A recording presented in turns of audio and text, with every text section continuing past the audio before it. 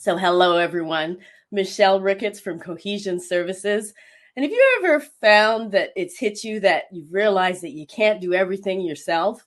Well, if that's the case, you're in the right session because this is where you're going to discover how to have a strong foundation, a strong business without you. And that is really 5 keys to a self-sustaining business. So first I want to tell you about Mr. Crow. I was walking through the park recently and I heard a thud. And I wondered what was that? I looked around a bit and I saw there was this little Tupperware container like the one in the screen that was on the ground. And I know those don't grow on trees. So I wondered, then I saw this crow swoop down and kind of play with it and move it around. And then he grabbed it in his beak and he flew off. And I thought, wow, crows are intelligent. They're quickly adaptable. They assess the situation and the risk, and they move on. But crows also mate for life. They're paired for life, if you didn't know that. And with that, they always have someone who's got their back, and they're working together. And I thought, this relates to entrepreneurs. Intelligent, risk assessed, they're quickly adaptable. But one of the things a lot of entrepreneurs do is they try and go it alone. They're playing with that Tupperware container. They're figuring it out. They're flying back. They're figuring out how to open it all by themselves, unlike Mr. Crow. But you don't have to go it alone. As I said, I'm Michelle Ricketts, and I have a background in the corporate world, over 30 years. As well, I had an event business, and in 2017, 2018, I did a event series for entrepreneurs where I brought in speakers like myself to help them use tools and tips in their business that would help them become more free, shall we say, have a 3-day weekend lifestyle was the brand I did it under. And looking at that, when I had the opportunity to come out of the corporate world, I wanted to do more work with entrepreneurs. So now I do work with entrepreneurs one-on-one and in group coaching, group training to help them to have a self-sustaining business. And today I'm going to share those tips with you. When we analyze a business, what we look at is really 2 causes for the most part as to why a business may not be self-sustaining. The first one is that it's got too much reliance on the owner. A business owner who's working in their business really needs to be working on their business. And you've heard that term. And what that is working in your business. You're doing it all, your sales, your marketing, your customer service, you're handling everything. But you really shouldn't be to have that business grow. And we're going to talk more about that. The second weakness is having a weak foundation. And a business that doesn't know where it's going, it doesn't have clarity around the business, it can't see how it's going to achieve everything. That confusion is not going to help the business move forward, and you're going to have that weak foundation. So looking at keys, we've really got 5 keys to self-sustainability. Foundation, owner-driven, people-driven, system-driven, and culture-driven. And we're going to talk about those with you today. What they are is part of what we call our value pyramid. I use a program created by Wardell International, a local company here. I'm in Vancouver, Canada. Love the States, and I work with clients globally as well. But we developed this value pyramid. And if you think about it, from the bottom up is where we're going to go. We're going to touch on all of those areas. But first, we're going to start with the foundation. And foundation is really what we look at to say, it's like building a house, right? If you build a house, you don't start with the roof or the walls. You've got to start with the bottom. You've got to start with the foundation. So with that, we do that with a business as well. And there are 3 keys to the foundation of a business: your mission, your vision, and your values. When you're looking at your mission, you really need to answer this question to say, do you have a clear sense of why you're in business? It's your reason for being, right? Your mission won't change. Your mission is going to be the same no matter where you are, no matter what you're doing with that business. Your mission is usually going to be the same. It's going to have a positive impact on your bottom line. It's when your customers, your people you work with, your suppliers, lenders, when they all know your mission, what that clarity is going to give them is understanding of your business. It's a statement But it's not a statement that goes on the wall behind you and everybody walks by it every day and they forget about it. No, it's something you share. It's something you talk about. It's something you live every day. It is your reason for being, your reason for your business. I'll give you a couple of examples that you know of. Uber, for instance, their mission is evolving the way the world moves by seamlessly connecting riders to drivers through our apps. We make cities more accessible, opening up more possibilities for riders and more business for drivers. Now, does that sound like Uber? Absolutely, absolutely. And Tesla, to accelerate the world's transition to sustainable energy. Now, that sounds like Tesla to me. So when you know that about a business, you know what their mission is, you can either help them move forward, you can support that. And if you're working in the business, then you're also able to understand where that business is going. The next piece is vision. You want to be able to ask yourself the question about your vision. Your vision is your goals, it's your objectives. It's an explanation that relates to your business, and you need to clearly define goals. And I'm not just talking about your strengths and weaknesses and all of that. You want to be able to define your goals, your business aspirations. It's a balance between your head and your heart and what you bring into the business. It's also a balance between practicality and creativity. But your vision is something, it's going to evolve, because as we talked about that mission, that will stay the same. Your mission, why you exist, why your business exists, is probably not going to change, or probably shouldn't. But your vision, think about Walt Disney. His vision, he knocked on lots of doors before he got someone who would support him to move his vision forward. And then he didn't start with theme parks all over the world and rides and customer experiences, guest experiences. He started small and he's grown. And even now, his legacy, long past when he was on the earth, Disney still continues to grow, right? He wouldn't even have fathomed a streaming service. So it's something that is definitely your vision. It is going to evolve over time. And then the third question you're going to ask yourself is, what's my rules of the road? How am I going to move forward? What's going to guide me here? And that's your values. It's the humanity and the personality of your business.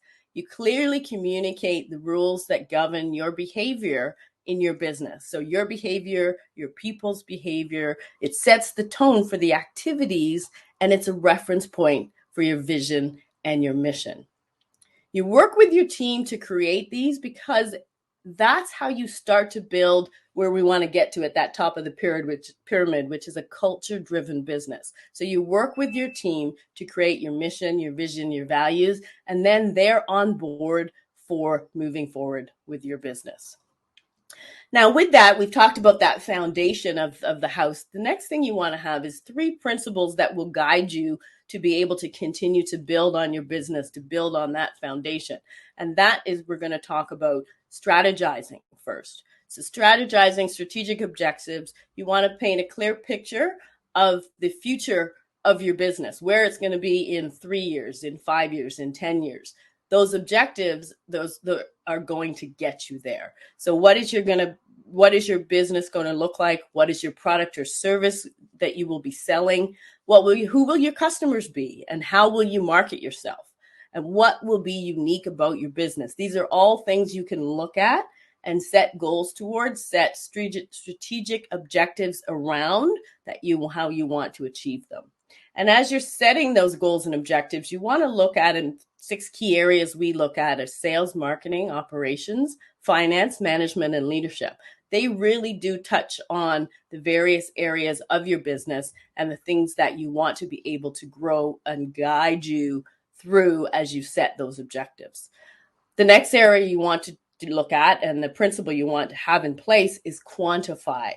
If you don't measure it, you're not going to know where you are. So you want to ensure that you have some type of measurement. As COVID started, there were a lot of businesses who looked at what was happening, and we didn't even know at the beginning what exactly was going to happen, but they didn't know their numbers. They didn't know what sales were coming in, revenues. They didn't know what their accounts payable looked like, because they weren't familiar and friendly with their numbers. So you want to maybe have an income statement, a budget variance report, cash flow statements at a minimum. These things are going to let you know and show you where you are at a snapshot in time and be able to quantify those numbers and understand what your metrics are and what you're going to measure. KPIs, or key performance indicators, are things that we often use to measure. And you can Google that if you're not sure what it is, or reach out to me. But that's something you can put in place to actually do some specific measurements of various areas of your business, not even just the finance area, but various areas of your business to understand where you are. You can also do tracking, and not everything has to be a specific KPI, but you can track. What's your sales closing ratio? How long is a customer on hold? How long does it take you to answer the phone for a customer? What's your return rate? These are all things that you can measure and track in your business to quantify what you are doing and how this moves you forward. And then the third is systemize. And we're going to come back to that. We're going to talk about that a little bit later on. But the next thing we're going to look at is being owner-driven. So you've got that foundation, and then if you're owner-driven, if you're a solopreneur, if you remove that owner, the business would have little or no value because everything is relying on them as the owner. So you want to be able to look at and move away from being just owner-driven, because as an owner-driven business, you have the lowest value on that value pyramid that I showed you. The owner itself is the value. So without the owner, there isn't value in the business. And so that's where we want to look at. And all the goodwill of the business, that value, as I said, is tied to the owner.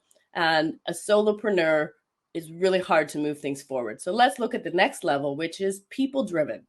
As you add people, and if you were listening to Charmaine, she talked about this a little bit. As you add people, then you can look at having greater value, because it allows you to not be doing everything yourself and looking at what does that mean. As you add people, then you can also understand how to do that. It doesn't have to be employees. It can be contractors, part-time workers, outsourcing, interns, which I think is one Charmaine mentioned. And she also mentioned on-the-job training. So how you actually add people is not just about employees, and you do it at a timing and a pace that's good for your business.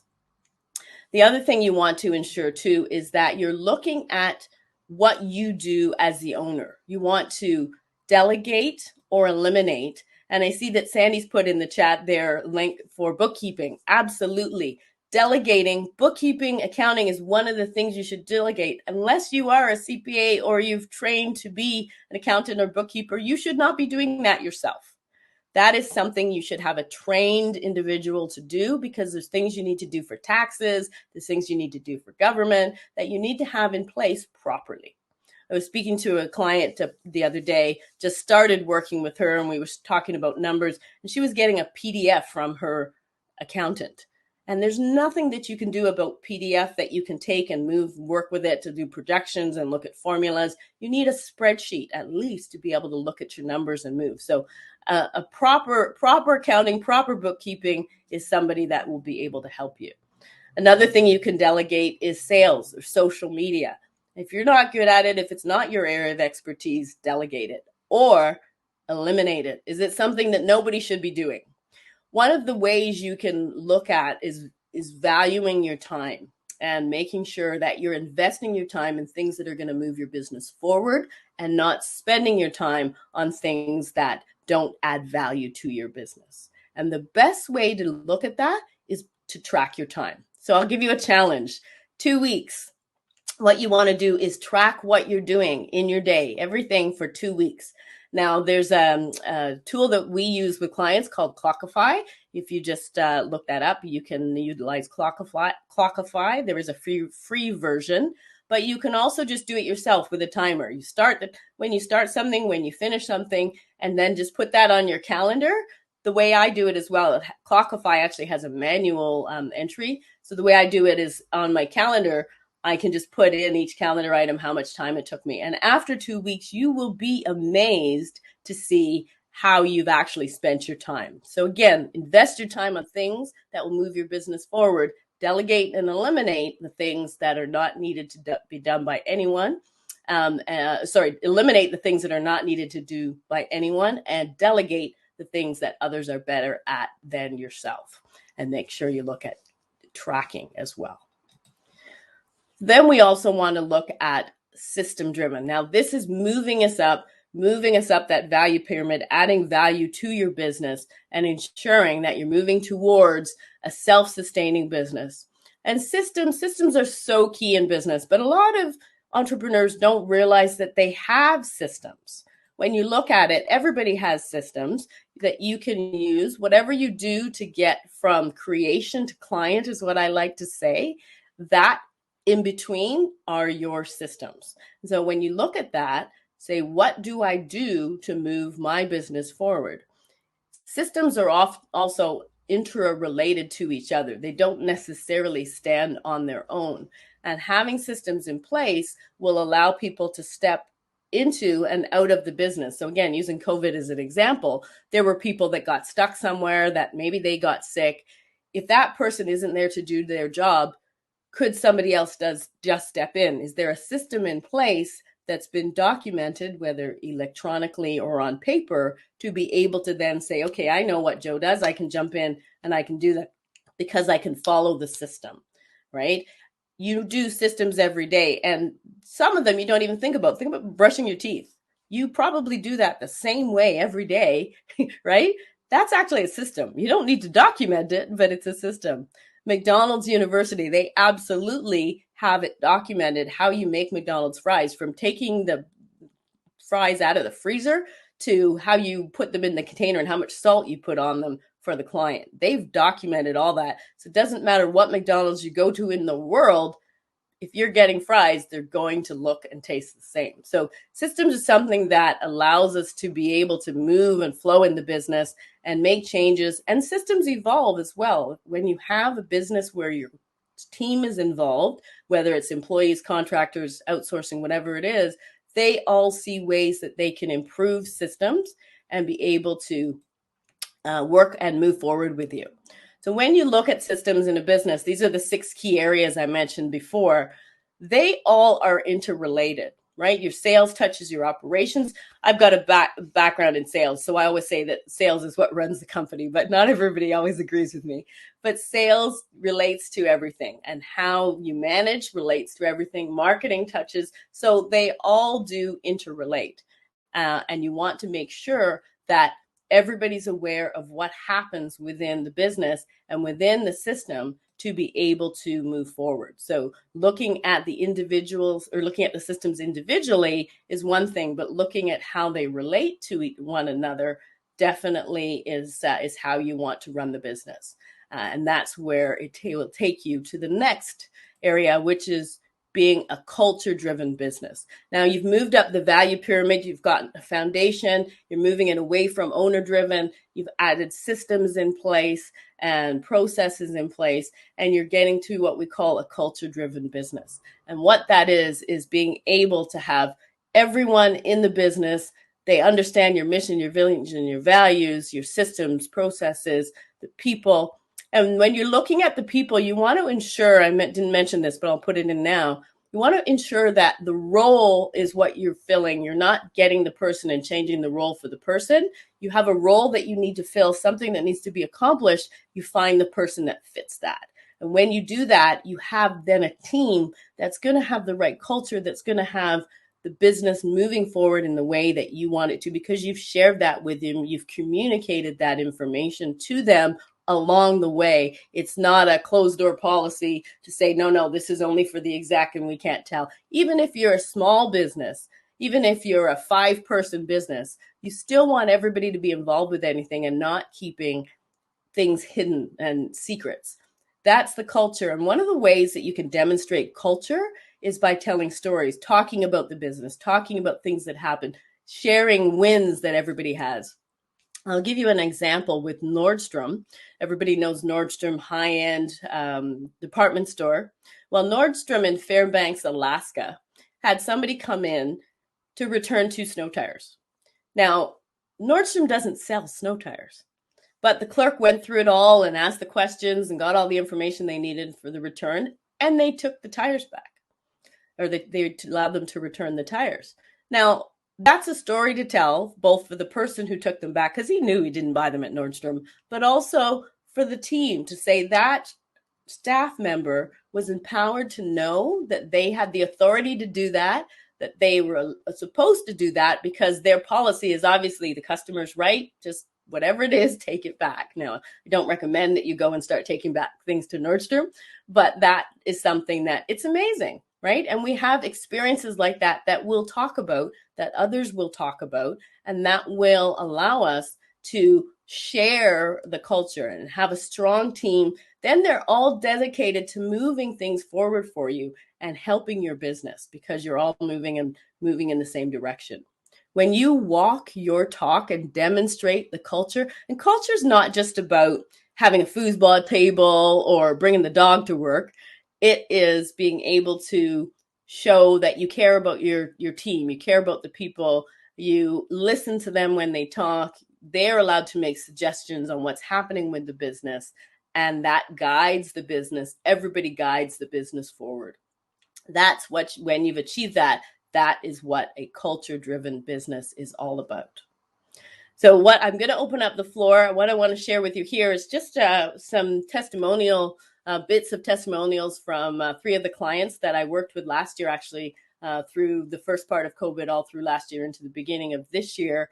And Heather, Aaron, and Peter, they were actually in a group together. As I said, I do group training as well as individual. And it was amazing. You know, Heather, she really found that the process gave her, and she already had a great business. And this isn't just for new startups. This is for existing businesses to make sure you're able to scale and grow your business as well. Put your questions in the chat. And as I get to this, I'll take a look and we'll answer some questions.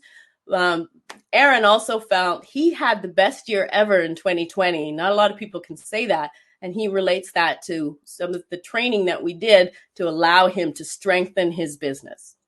And then Peter, it gave him, he found a lot of gaps, areas he didn't know how they fit together. And so we were able to, with our work, show him where and how everything fit together. So I'm thrilled and honored to have them as clients.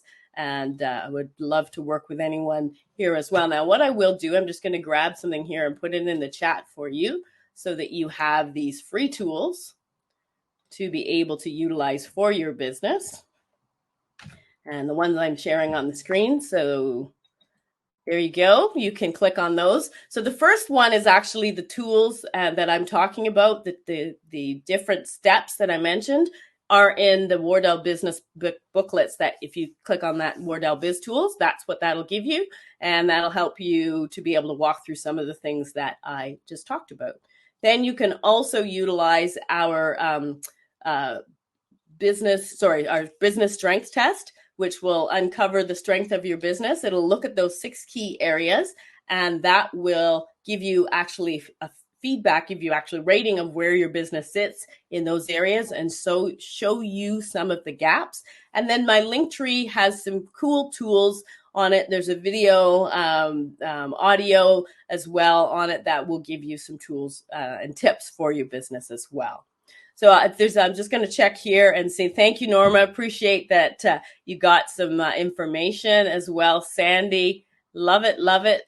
Dr. Lavelle, excellent. Yes, systems are so important, and really make sure that we have systems. And as I said, a lot of businesses don't even realize they have systems. So identifying those in your business and making sure something as simple as your sales system. If you're going to make a sale, if you're going to do a presentation, what does that look like? Who sets up the presentation? Who sets up the meeting with the client? Make sure that they have the right time and place, or whether it's going to be online or in person. Then what questions are they going to ask? Who's going to answer those? What are your next steps going to be after you talk to the client? And what's the follow-up? Those are just the basic steps of a sales presentation or sales meeting. You probably have some other things for your business you need to put in there. But if somebody doesn't know, I know when I asked that first in one of my group training, they said, well, I put a presentation together. Okay, well, what about all that other stuff, right? If you don't know those other items, those other pieces, then you might have some trouble for sure. So I'm just going to stop sharing for a moment. And let me see, how do I do that? And let me see if there's any other questions. There we go. And just look and see if there's any other questions. We just have a couple seconds here, and then you can jump into your next meeting. There is one at 1:30 that you can get into and share. And then there is also another keynote speaker at 2:30 p.m. Eastern time. So reach out to me. I would love to connect with you, do some networking. If there's anything that I haven't, thank you, Martin, for devil is in the details. Absolutely. I'm glad you like the information as well. And yes, love to reach out to you. Grab those tips. The links are there before we shut us down. And if there's no other questions, let's go into the next session. And thank you so much for joining me. I appreciate all of you and have a wonderful day.